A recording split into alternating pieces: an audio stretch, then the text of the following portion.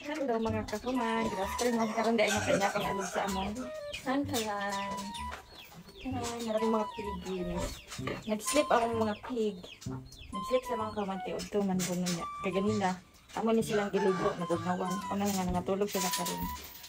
Ako dahil mong ipakita mga kakuman mo sa ilang baboy na ay among anay. Mo niya mong ikaduha nga anay mga kahuman nga nanganak. Katong isa mga kahuman, nanganak siya pero duha ra ka buok. Karon pod ang ikaduha na anay nanganak 11 ka buok mga kahuman. O di ba nabawi-bawi na tong nanganak og duha mga kahuman ilisa niya og 11. Pipay jud may mga kahuman mo nga nanganak siya og 11 kaya ato lagi ni agi duha ra jud ang gianak sa amo ang anay. May gani kay nakabawi pod no pero mga kahuman ay naras lang mga kahuman. Ayan. Ang mga pigi, nakoy ihid mga kahuman ihid. Sila mga kahuman. 11 na sila kabuo. Pero, sagdan kay siya mga kahuman no kay 11 kabuo, pero ang uban mga kahuman kay dagko siya o kanang pusod. Dagko pusod, ang uban ko mga kahuman dagko itlog. Maras tara mga kahuman magkakot ko isa ka. Same ano mga kahuman.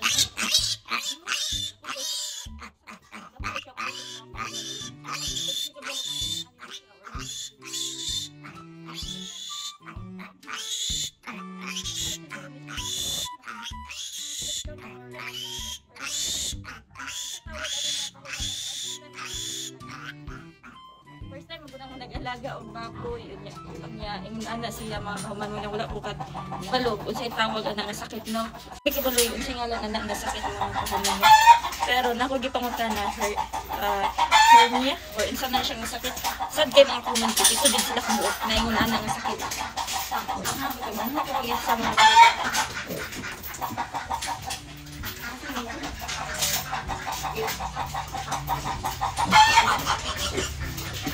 ani po siya mga kahuman, no? Ako dapat hindi siya mga kahuman, pero bulot siya po sa pusod.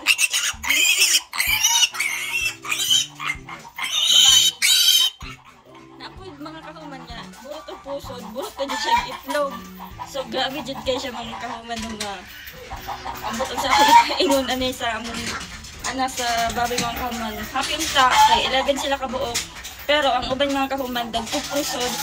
Dilang din po ingon nga dagkog pusod. Ang uban po dagkog itlog. Nang na naman na ito ano mga kahuman, no? Yung sa kaya angay ano nila buhaton mga kahuman kayo. Diyos ko kabaloon sa'yo. Nakabalan pa ba ni? Or kung sa'yo pamaagi sa basin na yung mga nakasulag mga ingon na ingon ani ang pusod mga kahuman doon na. Please comment lang po. Comment lang mo para makabalusad ko. Kung saan ako na sila mga kahuman. Napadya sa mga kahuman na mauha kung isa na po.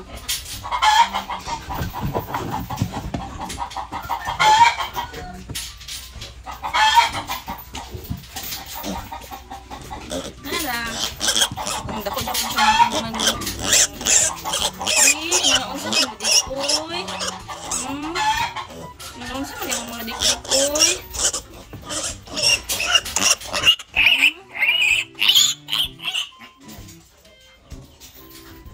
Nagaunsa naman ang mga dikdik. Uy. Yan sila mga kahuman.